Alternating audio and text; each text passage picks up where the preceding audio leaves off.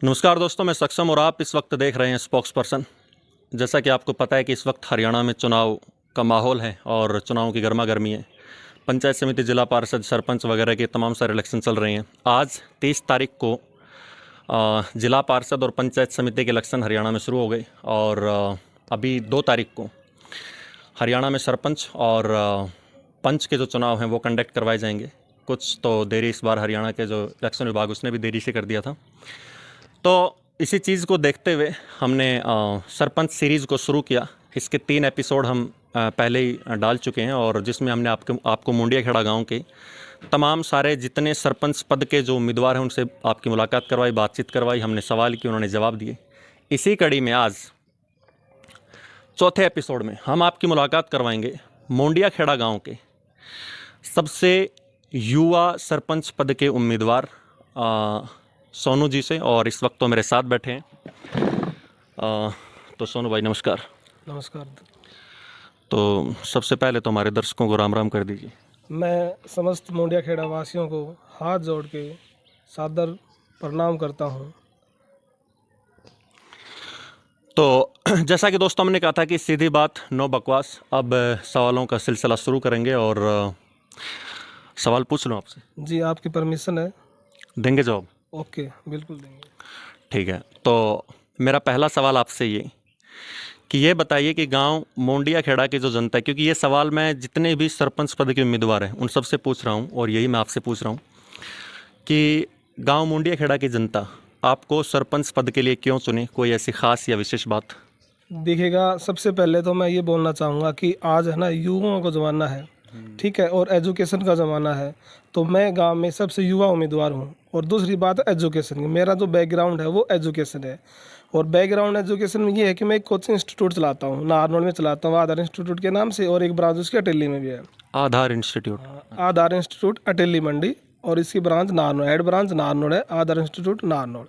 तो मेरा तो ये टारगेट है, मैं गांव के प्रत्येक बच्चे को एजुकेशन के ग्राफ को बढ़ाऊंगा। जैसे कि कोचिंग हुआ, कोचिंग से रिलेटेड जैसे मेडिकल हुआ, फिजिकल की तैयारी हुई, जिम हुआ, ये गांव के युवाओं के लिए, ज़रूरतमंद लोगों के लिए फ्री ऑफ कॉस्ट रहेगा, ठीक है। अगर गांव मेरे को सरपंच पद का उम्मीदवार चुनता है तो मैं एक गांव में फिजिकल एकेडमी प्लस मेडिकल सुविधा plus gym plus coaching plus tuition plus library गांव के समस्त बच्चों के लिए फ्री ऑफ कॉस्ट रहेगा। जी। तो मेरे हिसाब से गांव में 9 सरपंच खड़े हैं ना? जी बिल्कुल, हाँ जी, 9 ही हैं। और आप उनमें सबसे युवा हो? जी बिल्कुल, सबसे युवा हूँ। तो आपको ऐसा नहीं लगता कि यार मतलब कि गांव में मेरे अलावा 8 सरपंच पद के उम्मीदवार खड़े हैं और वो सारे उम्र में भी बड़े हैं, कुछ उनमें ऐसे भी हैं जो ऑलरेडी पहले 2-3 बार इलेक्शन लड़ चुके हैं। तो इस चीज़ को देख के कहीं डिमोटिवेशन आता हो कि यार मतलब ये पहले ही धुरंधर इस टाइप, मतलब तो ऐसा कुछ? देखिए, जो मेरा जो बैकग्राउंड है, जो मेरा परिवार का बैकग्राउंड है, वो राजनीतिक बैकग्राउंड है।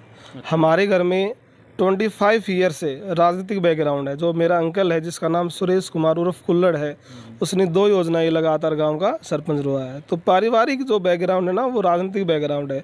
इसलिए परिवार ने मेरे को नेक्स्ट पीढ़ी के लिए उम्मीदवार घोषित किया है। ये हमारे परिवार की देन है कि अब भाई हमारी तो एज हो गई है, हमने काफ़ी बड़े इलेक्शन लड़ लिए हैं और वो सारे इलेक्शन हमने जीते हैं। वो जीत का कारण यही है कि हमने लोगों का काम किया है, काम के बलबूते हमने इलेक्शन जीता है, और आगे मैं भी काम करूँगा, तभी ये इलेक्शन हमारा पार निकलेगा।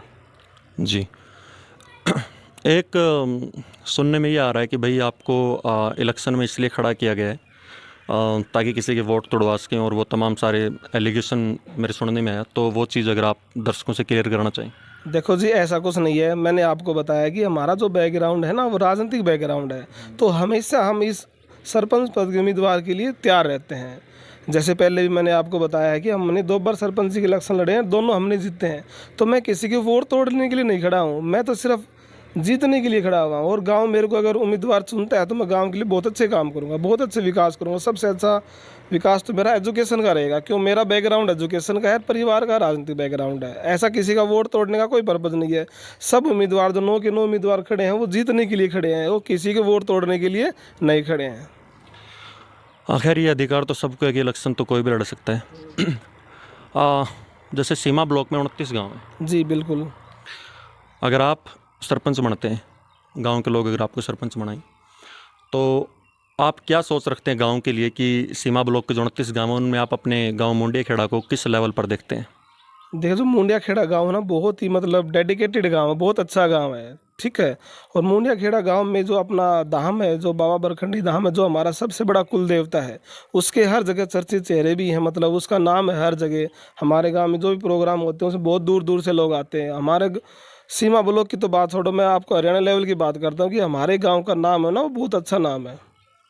जी।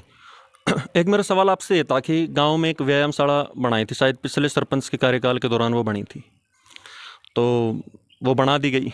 और अभी अगर हाल फिलहाल की बात करें तो उसको देखने से लगता भी नहीं है कि व्यायामशाला होगी, क्योंकि एक तो उसमें साफ़ सफाई नहीं है, वो सारा बंजड़ हो गया। दूसरा उसमें सुनने में आ रहा है कि जुआ का अड्डा हो चुका है, इस तमाम सारे एलिगेशन लग रहे हैं उसके ऊपर। तो आपका उस बारे में कोई विचार? देखिएगा जी, जो व्यायामशाला है उसमें ऐसा कुछ खास तो नहीं है भाई, वो इस टाइप का है, लेकिन मैं आपको ये रूबरू करवा देता हूँ कि उसमें ऑलरेडी बच्चे जैसे वॉलीबॉल खेलते नहीं, हैं। हमारे भी सुनने में ही आया, हम भी कह नहीं रहे कि ऐसा कुछ हो रहा है। नहीं मतलब सुनने में आया, तो मैं आपको ये क्लियर कर रहा हूँ कि वहाँ बच्चे वॉलीबॉल का ग्राउंड है, वहाँ पे काफ़ी चेयर डली हुई है, बच्चे खेलते भी हैं। और मेरे बनने के बाद अगर सरपंच पद का उम्मीदवार गांव मेरे को चुनता है, तो मेरे बनने के बाद उसमें अच्छी सी सुविधाएं होंगी, जैसे कि साफ सफाई हो गया, अच्छे से पेड़ लगेंगे, उसके साइड में एक अच्छा सा ट्रैक बनाया जाएगा। जैसे अगर 200 मीटर का बनता है, 200 मीटर का नहीं, 400 मीटर, वहाँ में एक कोच रखा जाएगा, फिजिकल की सुविधा देंगे वो। अब मैं आपको बता रहा हूँ कि हम फिजिकल की सुविधा बच्चों को अच्छी देंगे, तो हमारी व्यायामशाला है उसमें जिम वगैरह और एक कोच वगैरह बढ़िया सुविधा देंगे। पेड़ पौधे वगैरह जैसे उसमें परमानेंट एक गार्ड रखेंगे, सारी सुविधाएं अच्छी देंगे। जी, मतलब आपका मेन फोकस ये है कि अगर आप सरपंच बनते हैं तो गांव में एक तो एजुकेशन की जो नींव है उसको अच्छा करेंगे, और दूसरा जो खेल कूद की जो चीज़ें, व्यायामशाला हो गया, तमाम सारी जो भी चीज़ें इसमें होती हैं उन सारी चीज़ों पर आप फोकस करेंगे। एक गांव में कुछ ऐसा है कि एक रास्ता है, जैसे मैंने सबसे पूछी ये बात कि जो मोंडिया खेड़ा को खैरानी से कनेक्ट करता है, और पिछले कार्यकाल के दौरान ये रास्ता अधूरा रुक गया बीच में, पता नहीं किस वजह से रुक गया। तो अगर आप सरपंच बनते हैं तो आप उस रास्ते के प्रति आपकी क्या सोच है, और क्या वो रास्ता पूरा होगा?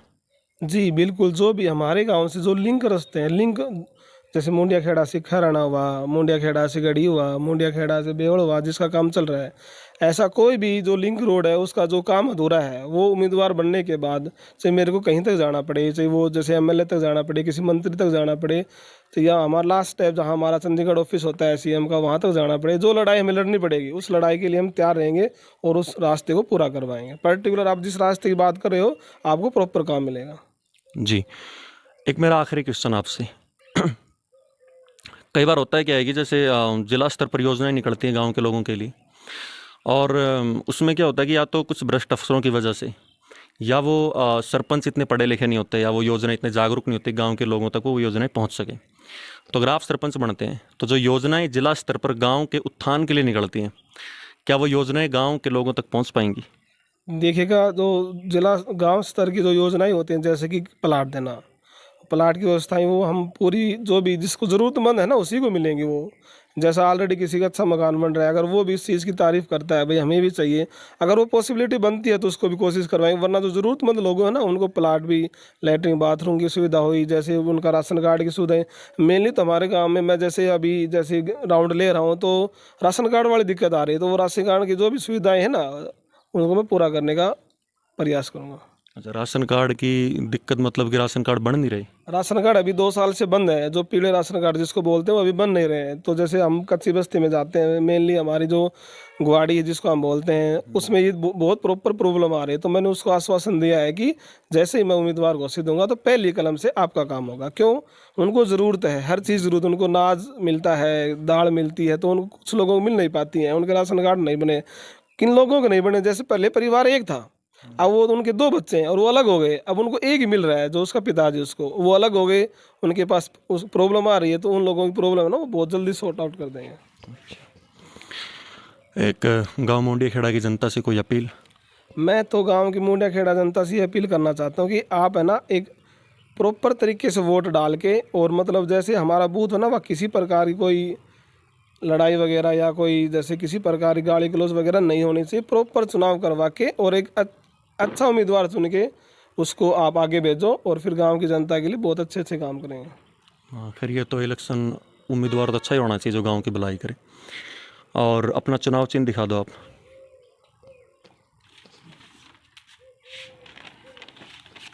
देखिए जी, ये मेरा चुनाव चिन्ह है जो घंटी है, बेल्ट नंबर 9 घंटी का चुनाव चिन्ह है, जो हम बोलते हैं बाबा बरखंडी की घंटी, जो हमारा सबसे बड़ा कुल देवता है। और मेरा सबसे पहला कार्य ये रहेगा कि मैं एक तो बच्चों के लिए कोचिंग, फिजिकल लाइब्रेरी जैसी, और सबसे उससे भी पहले मैं बाबा बरखंडी को बहुत अच्छा काम करूँगा, उसको चमकाने का काम करूँगा प्रॉपर, मतलब उसमें पेड़ पौधे वे, साफ सफाई हो, जो भी सुविधाएं सबसे पहले कुल देवता की होगी मेरी तरफ से, अगर गांव मेरे को उम्मीदवार घोषित करता है तो। जी तो दोस्तों 2 तारीख को सरपंच के चुनाव होंगे, और अगर आप चाहते हैं कि सोनू यादव अगर मुंडियाखेड़ा गांव के सरपंच बने तो 9 नंबर का बटन, घंटे का निशान, और बाकायदा वहाँ पे सोनू यादव नाम भी मेंशन होगा। और मुंडियाखेड़ा गांव का सरपंच बनाने के लिए आप ज़्यादा से ज़्यादा, भारी से भारी मतों से इन्हें विजयी बनाएं। और ये कड़ी हमारी यहीं पर समाप्त होती है, और सरपंच सीरीज़ के 5वें एपिसोड में हम आपकी मुलाकात करवाएंगे दूसरे उम्मीदवार से। तब तक के लिए बस आप टिके रहिए, डटे रहिए, और थैंक यू। मैं एक बात और बताना चाह रहा हूँ कि जैसे अपने धार्मिक स्थल हुए, बाबा बरखंडी धाम हुआ, इसमें प्रॉपर तरीके से काम करवाया जाएगा। जैसे गीता भवन हुआ, गीता भवन में भी प्रॉपर तरीके से काम करवाया जाएगा, बाउंड्री की सुविधा हुई, गेट को अच्छे से बनाया जाएगा, नारायण मुनि महाराज की मूर्ति का आवरण किया जाएगा, प्रॉपर तरीके से भंडारा किया जाएगा। उसके अलावा जो अपने शिवालय मंदिर है उसमें प्रॉपर तरीके से काम को, बाउंड्री की सुविधा हो गई, गेट की हो गई, पेड़ पौधों की सुविधा होगी, जो भी सुविधाएं वहाँ होंगी वो सारी सुविधाएं दी जाएंगी। उसके अलावा अपना आश्रम हो गया, आश्रम में प्रॉपर तरीके से बिल्डिंग बनाई जाएगी, उसमें प्रॉपर सुविधाएं दी जाएंगी आप लोगों को। इसके अलावा धार्मिक स्थल को छोड़ के जैसे व्यायामशाला हुई, पटवार खाना हुआ, इसके अलावा जो भी गांव में धर्मशाला, आंगनबाड़ी केंद्र है ना, इनमें प्रॉपर तरीके से काम करवा जाएगा। जय हिंद।